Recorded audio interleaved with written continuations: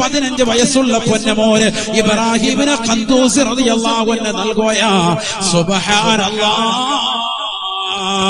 ബഹുമാനപ്പെട്ട ശംസുൽ ഉലമായി ഇ.കെ. അബൂബക്കർ മുസ്ലിയാർ നവറല്ലാഹു മർഖദ അവിടുന്ന് അജ്മീറിന്റെ മൗലിദ് രചിച്ചുകൊണ്ട് പറയുകയാണ്, ഫതറക ദുനിയാ ബിൽ കുല്ലിയാ.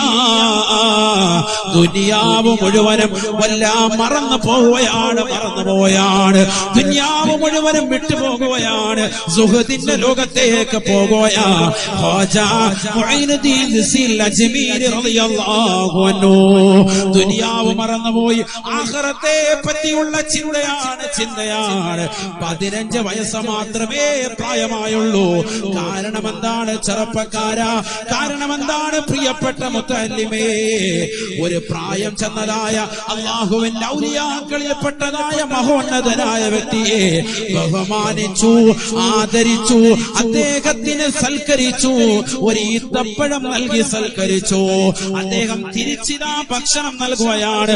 വായിലുള്ള ഉമനീര് കലർത്തിക്കൊണ്ട് ഒരൊടങ്ങിയ റൊട്ടി കഷ്ണം ചവച്ചിട്ട് മുഈനുദ്ദീൻ തങ്ങൾക്കത് നൽകിയപ്പോ അത് കഴിച്ചത് കാരണമായി ഫതറക ദുനിയാ ബിൽ കുല്ലിയാ. ദുനിയാവ് മുഴുവനും പോയി അത്രേ. ദുനിയാവിനോടുള്ള താല്പര്യം പോകുകയാ.